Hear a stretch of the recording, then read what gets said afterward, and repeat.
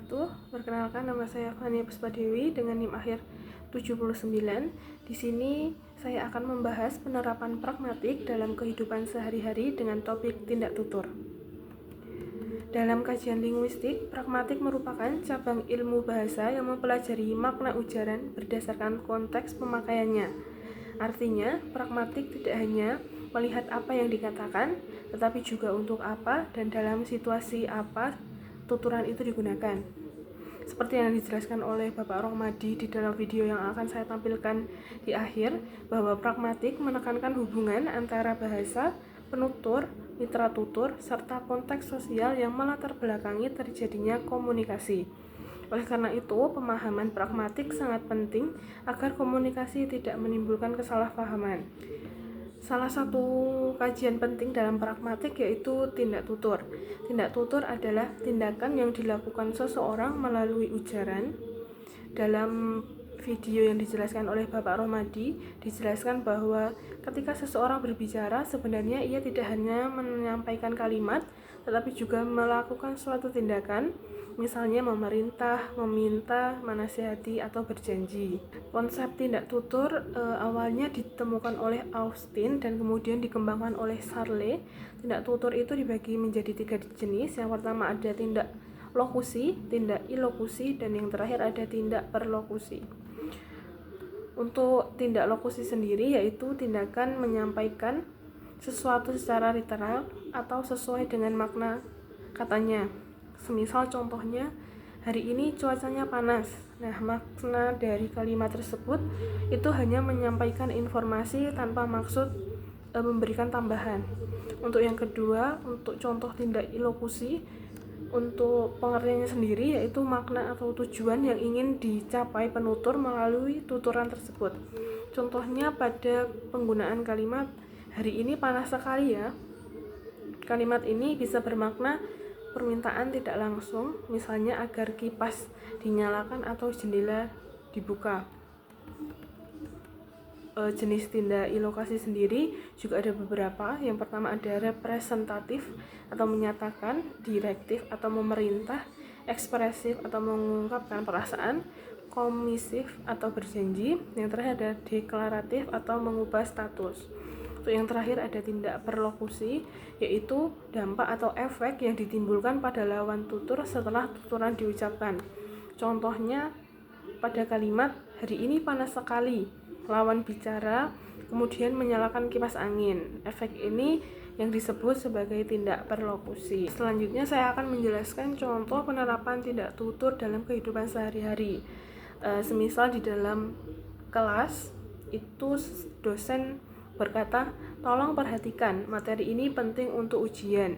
Nah, untuk makna lokusi sendiri, dosen ini menyampaikan kalimat permintaan perhatian agar mahasiswanya memperhatikan apa yang diucapkan dosen. Untuk makna yang ilokusi, itu dosen memerintah secara halus agar mahasiswa dapat fokus di pelajaran yang sedang dijelaskan oleh dosen tersebut. Untuk makna perlokusi, mahasiswa berhenti berbicara dan memperhatikan penjelasannya. Jadi ini lebih ke tindakan yang dilakukan oleh mahasiswanya sendiri. Untuk contoh yang kedua, contohnya saat berbicara dengan teman. Itu pada kalimat, besok tugasnya dikumpulkan ya. Nah, untuk makna lokusi sendiri yaitu memberikan informasi tentang pengumpulan tugas. Untuk makna ilokusi, mengingatkan atau menegur secara tidak langsung. Untuk makna perlokusi, teman menjadi ingat dan segera mengerjakan tugas. Dalam video yang dijelaskan oleh Bapak Rohmadi juga dijelaskan bahwa pemahaman tindak tutur membantu kita memahami maksud penutur secara lebih mendalam, tidak hanya terpaku pada struktur kalimat saja. Hal ini penting dalam dunia pendidikan karena dalam dunia pendidikan, komunikasi sosial, serta analisis bahasa.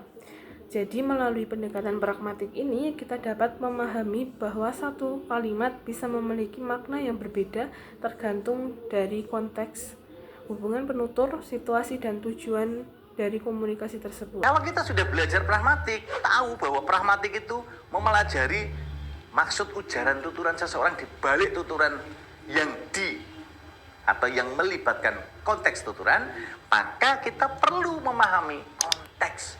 Konteks itu apa? Nah, ini dalam kehidupan sehari-hari, teman-temanku yang hebat dan luar biasa, sering kalian melihat orang mengatakan secara langsung maupun tidak langsung. Tetapi itu bisa kita lihat situasinya di mana. Situasinya di rumah berbeda ketika misalnya Arman ketemu dengan Pak D-nya. Pak D, lu selamat datang Pak D. Mau ketemu siapa? Ketemu bapakmu, ketemu ibumu. Nah, saat itu lalu duduk di ruang tamu. Tapi Arman mau ikut duduk di situ juga. Lalu ibunya, Man, sana buatkan Pak D-mu minum dulu. Nah, ini menjadi bagian konteks tuturan dan situasi tutur yang sebenarnya ibunya Arman tadi menginginkan Mas Arman tidak mengetahui apa yang dibicarakan oleh bapak ibunya Arman dengan Pak D-nya.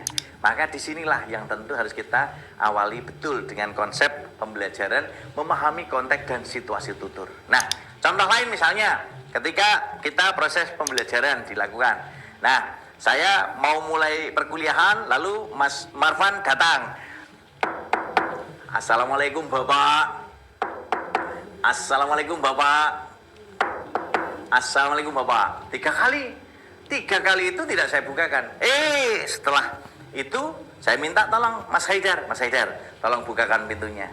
Nah, Assalamualaikum Bapak. Nah, baru Mas Marwan menunjukkan mukanya. Ini dia Mas Marwan. Ternyata Mas Marwan ini sedang menyampaikan alasannya. Mohon maaf Bapak, saya terlambat. Nah, kenapa terlambat? Ini menyampaikan bahwa mohon maaf tadi saya terlambat, saya harus membagikan jajanan saya dulu, dagangan saya ke pedagang. Loh, kamu dagang apa? Nah, saya dagang batik Wak. Jadi kan ini ya bagian untuk proses saya berkuliah, untuk mencari biaya perkuliahan saya jualan batik, maka saya harus mengirimkan dagangan saya dulu. Oh ya, oke. Situasi tutur ini dipahami konteksnya oleh sang dosen. Maka sang dosen akhirnya mempersilahkan karena paham situasionalnya. Nah, kalau kita lihat dari sisi kontekstual ini, kalau dari sisi teoritiknya, teman-teman kan paham betul. Nanti bisa cek, baca di Mbah Google banyak, di YouTube banyak ya. Apa yang disampaikan oleh ahli pragmatik kita, Malinowski, tahun 1923 mengatakan konteks itu lingkungan tempat ujaran yang digunakan seseorang ketika berkomunikasi ya.